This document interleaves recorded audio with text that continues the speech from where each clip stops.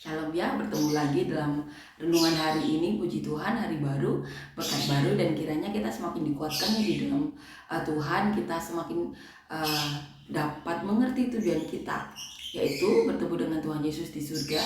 Dan sekiranya selama kita di muka bumi ini, kita bisa menyelaraskan keinginan kita dengan kehendak Tuhan. Kita harus sadar itu, kita harus benar-benar memegang itu. Dan selama kita berada di muka bumi ini ya, kita harus sadar juga bahwa kita itu tidak bisa memenuhi keinginan orang lain semuanya, atau memuaskan keinginan orang lain semuanya. Yang terpenting itu kita melakukan apa yang menjadi kehendak Tuhan. Karena apa? Dengan melakukan apa yang menjadi kehendak Tuhan, orang-orang yang disenangkan itu orang-orang tentunya yang takut Tuhan. Yang terpenting kita apa? Selama di muka bumi kita tidak menjadi batu sandungan ya, tidak merugikan mereka atau tidak memanfaatkan mereka. Kita mau berfirman, mau menjadi saluran berkat, kita mau bersaksi, mencari Tuhan di mana. Seperti itu yang harus kita tahu ya. Kita tidak bisa menyenangkan semua orang. Kita tidak bisa memuaskan semua orang. Yang perlu kita puaskan, yang perlu kita senangkan itu adalah Tuhan. Kita melakukan apa yang menjadi kehendak Tuhan. Amin ya. Itu saja tujuan kita. Selama di muka bumi ini 2000 tahun yang lalu, Tuhan Yesus juga melakukan itu, menyenangkan kehendak Bapa. Banyak orang yang tidak disenangkan. Salah satunya apa? Orang-orang Farisi. Mereka tidak disenangkan dengan kehadiran Tuhan. Tetapi Tuhan Yesus tidak memperdulikan itu. Karena apa? Tujuan Tuhan Yesus adalah menyenangkan hati Tuhan, melakukan apa yang menjadi kehendak Tuhan. Jadi, saat kita ada di muka bumi ini, apabila kita menyenangkan hati Tuhan ya, orang-orang yang berseberangan dengan Tuhan adalah orang-orang yang tidak senang. Amin ya. Yang terpenting kita apa? Tidak merugikan mereka, kita tidak memanfaatkan mereka. Kemungkinan besar kita yang dimanfaatkan. Amin ya. Kemungkinan besar kita yang dirugikan. Karena itulah yang orang-orang dunia lakukan. Tetapi sekali lagi, kita harus fokuskan hati pikiran kita. Semua yang ada di dunia ini akan kita tinggalkan.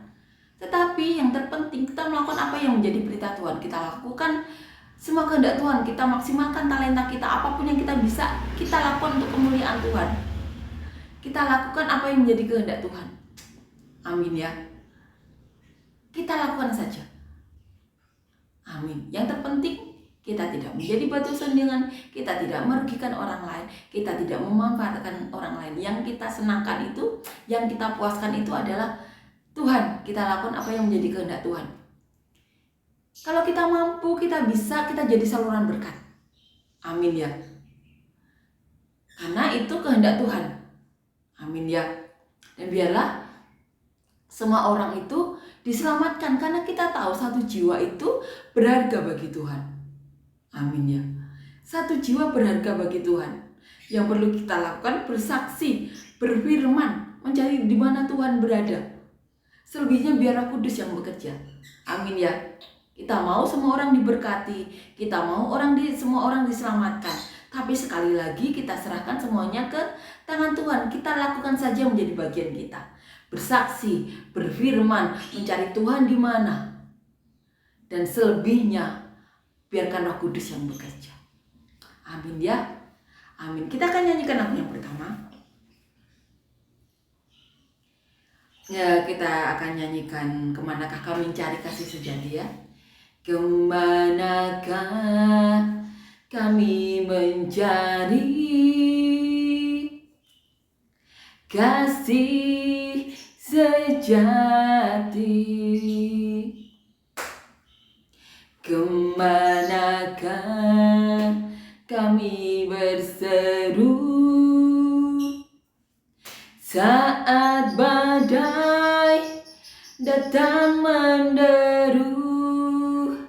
Yang kami tahu hanya Kau yang mampu pulihkan segala sesuatu. Kami perlu merindukan keajaiban-Mu. Kami butuhkan sentuhan tangan-Mu. Kami tak dapat jalan sendiri.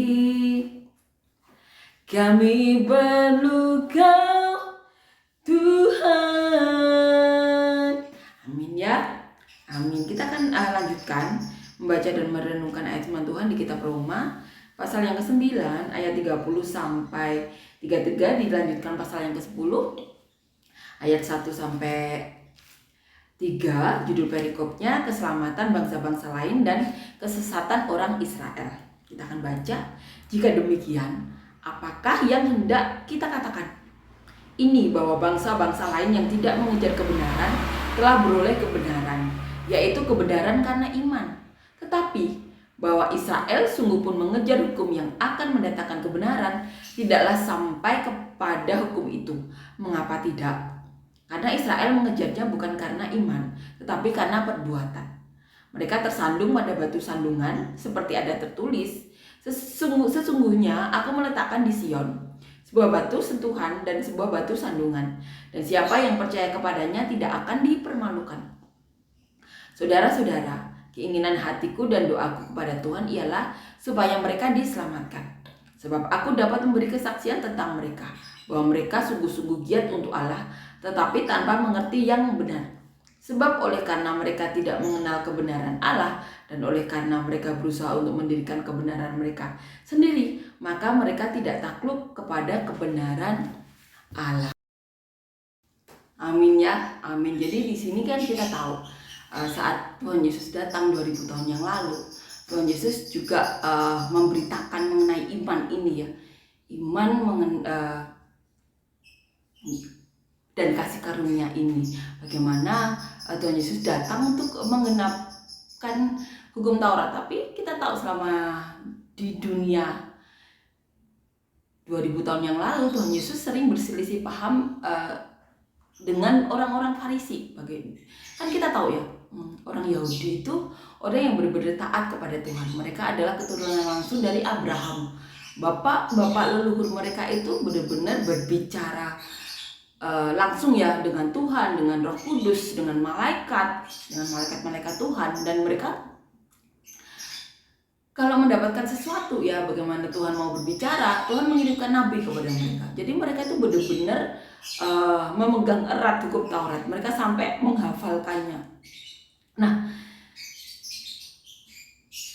kan kita tahu juga bahwa Tuhan telah menurunkan ini ya, 10 perintah Allah kepada Musa, dan mereka memegang erat itu. Bahkan kita tahu ada banyak peraturan dalam budaya mereka saat itu. Saat Petrus berkhotbah di luar orang Yahudi, masuk ke rumah yang bukan Yahudi, saat kembali ke Yerusalem, saudara-saudara dan murid-murid lainnya itu khawatir. Tetapi Petrus mengatakan bahwa malaikat itu menemui mereka, menemui Petrus, dan sudah memberitahu semuanya. Jadi saudara-saudaranya juga lega karena Petrus tidak melanggar. Mereka benar-benar memegang peraturan itu. Nah, di sini dikatakan bahwa saat itu orang Israel itu benar-benar mengejarnya karena perbuatan, bukan karena iman. Saat itu Tuhan Yesus mengajar mengenai iman tersebut, tetapi saat itu bangsa Israel menolaknya. Ada yang menerima, yaitu murid-murid Tuhan Yesus. Mereka menerima sama-sama orang Israel. Satunya menerima, satunya menolak. Satunya memegang perbuatan, mengejarnya dengan perbuatan. Satunya satu pihaknya mengejar dengan iman. Petrus beriman karena malaikat menemuinya. Perbuatan Petrus melanggar, masuk ke rumah orang lain yang bukan Yahudi, melanggar, perbuatannya salah. Tetapi Petrus ditemui malaikat langsung. Nah, saat mengajar itu banyak orang Israel yang keras hatinya karena mereka memegang benar-benar peraturan-peraturan mereka. Berbeda dengan Nikodemus, hatinya tersentuh karena Nikodemus sadar hanya orang-orang yang mendapatkan lawatan Tuhan lah yang bisa melakukan mujizat tersebut. Yang lainnya sama-sama mahkamah agama, tetapi yang lainnya tegar tengkuk. Tapi yang satunya sadar bahwa orang-orang yang bisa melakukan mujizat seperti Tuhan Yesus adalah orang yang dilawat Allah. Nikodemus sadar itu. Amin ya. Amin. Satunya tersentuh hatinya, menyadari, tidak mengeraskan hati. Sadar orang-orang yang bisa melakukan mujizat adalah orang yang dilawat Allah. Dalam dirinya ada Allah. Tapi satunya tidak mau mengakui itu. Karena perbuatan Tuhan Yesus ada yang salah. Makan dan minum dengan orang-orang India, mengut cukai, menyelamatkan seorang sundal. Hal-hal yang menurut mereka itu salah. Jadi saat Tuhan Yesus melakukan mujizat itu mereka tidak bisa menerima. Karena ada perbuatan yang salah di mata mereka. Amin ya. Bahkan mereka iri juga saat Tuhan Yesus bisa melakukan mujizat. Kenapa Tuhan Yesus? Padahal mereka memegang erat peraturan. Tapi mereka tidak tahu bahwa ada iri dengki yang di mata Tuhan itu kenajisan dan mereka tidak menyadari itu. Amin ya. Berbeda dengan Nikodemus, ada Roh Kudus, ada terselip iman dalam diri Nikodemus yang menyadari hanya orang-orang yang dilawat Allah yang bisa melakukan mujizat seperti Tuhan Yesus. Seperti itu. Amin ya. Dan dikatakan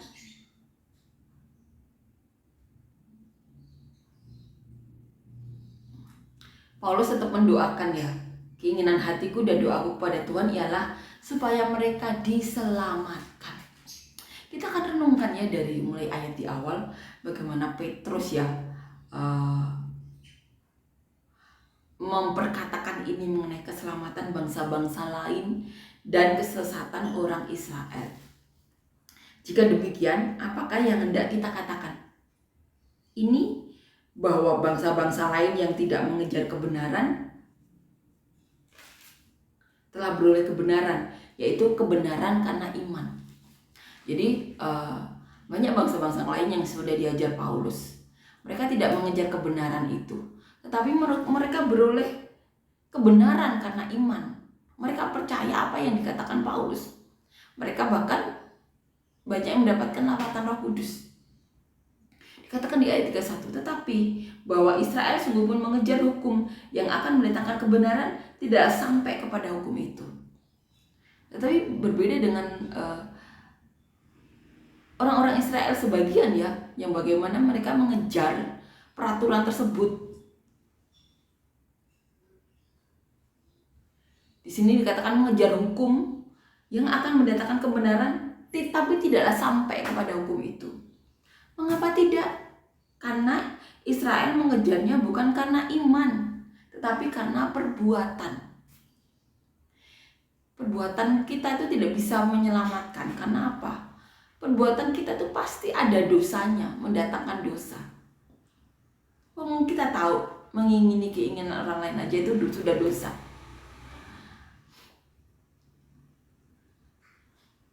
Tidak bersaksi aja, bersaksi bohong mengenai orang itu sudah dosa.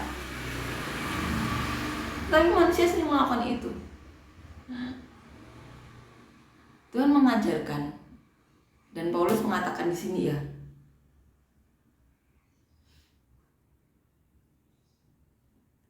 karena bangsa Israel mengejarnya bukan karena iman. Jadi kita tuh harus mengejarnya karena iman.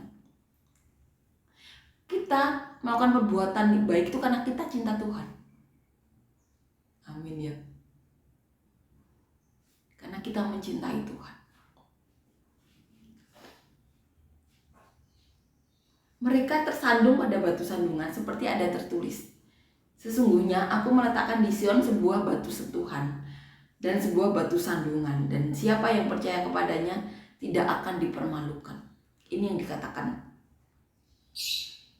ini ya di kitab Taurat. Sesungguhnya aku meletakkan di Sion sebuah batu sentuhan dan sebuah batu sandungan, dan siapa yang percaya kepadanya tidak akan dipermalukan. Amin ya. Dan ditulis di pasal 10 ayat 1, saudara-saudara, keinginan hatiku dan doaku kepada Tuhan ialah supaya mereka diselamatkan. Ini doa dan keinginan dari Paulus, sebab aku dapat memberi kesaksian tentang mereka bahwa mereka sungguh-sungguh giat untuk Allah, tetapi tanpa pengertian yang benar. Jadi Paulus tuh mau memberi kesaksian bahwa bangsa Israel saat itu benar-benar giat untuk Allah. Mereka melakukan perbuatan untuk Allah. Paulus mau bersaksi untuk itu. Jadi Paulus tuh berdoa dan punya keinginan agar mereka diselamatkan. Karena Paulus tuh juga mau bersaksi di depan orang Roma bahwa mereka tuh benar-benar giat mengejar Allah. Untuk Allah mereka itu benar-benar giat melakukan perbuatan tersebut. Tetapi di kalimat selanjutnya dikatakan, tetapi tanpa pengertian yang benar. Saat itu mereka tuh benar-benar giat melakukan untuk Allah, melakukan segala yang leluhur mereka lakukan tuh, mereka benar-benar giat melakukannya. Sampai Paulus mau bersaksi, tetapi dikatakan tanpa pengertian yang benar. Sebab oleh karena mereka tidak mengenal kebenaran Allah, dan oleh karena mereka berusaha untuk mendirikan kebenaran mereka sendiri, maka mereka tidak takluk kepada kebenaran Allah. Jadi mereka itu benar-benar giat, tetapi mereka tidak takluk kepada kebenaran Allah. Amin ya. Tidak seperti Nikodemus yang sadar saat Tuhan Yesus melakukan mukjizat. Nikodemus sadar ada lawatan Allah. Tidak mungkin orang yang bisa melakukan mukjizat itu tidak ada Roh Kudus, kecuali yang dari dunia ya. Seperti itu yang diajarkan oleh Paulus. Kebenaran bangsa-bangsa lain. Jadi bangsa-bangsa lain itu tidak mengejar kebenaran tersebut, tidak giat untuk Allah saat itu ya. Tapi saat mereka diajar Paulus, mereka menerima kebenaran karena iman. Amin ya. Jadi sama-sama orang Israel. Nikodemus kan juga orang Israel, tapi satunya membuka hati, tapi satunya lagi tidak mau membuka hati, tidak takluk kepada kebenaran Allah. Ini juga jadi ini seperti orang-orang Kristen saat ini juga ada seperti itu. Yang perlu kita lakukan adalah seperti untuk Paulus, seperti Paulus juga. Kita berdoa ya, berdoa supaya mereka diselamatkan. Amin ya. Apapun yang mereka lakukan, kita tahu Tuhan Yesus telah menyelamatkan kita semua. Dan kita berdoa hati mereka takluk ya kepada Allah. Mereka tidak hanya mengejar perbuatan saja, tetapi mengejar iman dengan iman. Semuanya karena iman. Amin ya. Amin. Kita akan nyanyikan lagu yang kedua.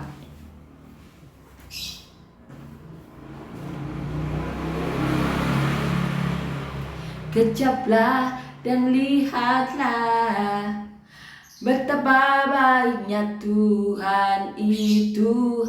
Rasakan dan nikmati kasih setia Tuhan. Syukur bagimu Tuhan, segala hormat bagimu Tuhan. Allah yang mengasihiku, Allah yang memeliharaku selamanya.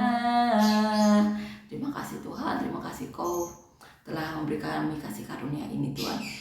Terima kasih Tuhan untuk kebenaran-Mu Tuhan. Terima kasih Tuhan, Kau berikan kami iman ini Tuhan.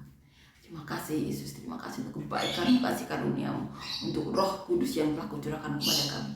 Kami berdoa Tuhan untuk kami semua yang saat ini sedang mengalami sakit, beri kami kesembuhan, mujizat yang daripada-Mu. Apapun yang di tubuh kami, ya kami yang bukan daripada-Mu Tuhan, Kau cabut Tuhan. Dan kami berdoa Tuhan untuk siapapun dari kami yang membutuhkan pekerjaan dan usaha yang benar-benar daripada-Mu, berikan kami usaha dan pekerjaan yang benar-benar daripada-Mu Tuhan, yang dapat membawa kami dan keluarga kami lebih dekat lagi kepadamu. Dan biarlah nama-Mu yang dipermuliakan. Kami juga berdoa Tuhan, siapapun dari kami yang membutuhkan pasangan, diberikan kami semua pasangan daripada-Mu, yang takut Engkau, yang cinta Engkau, yang dapat membawa kami dan keluarga kami lebih dekat lagi kepadamu. Dan kami berdoa Tuhan, kiranya Yesus, siapapun dari kami yang mengalami masalah, beban berat, pergumulan hidup, berikan kami jalan keluar-Mu, solusi-Mu, terobosan-Mu, Roh Kudus-Mu, mujizat-Mu, jalan keluar-Mu, hal-hal yang baik daripada-Mu. Dan biarlah nama-Mu yang dipermuliakan dalam hidup kami. Dalam nama Tuhan Yesus, amin.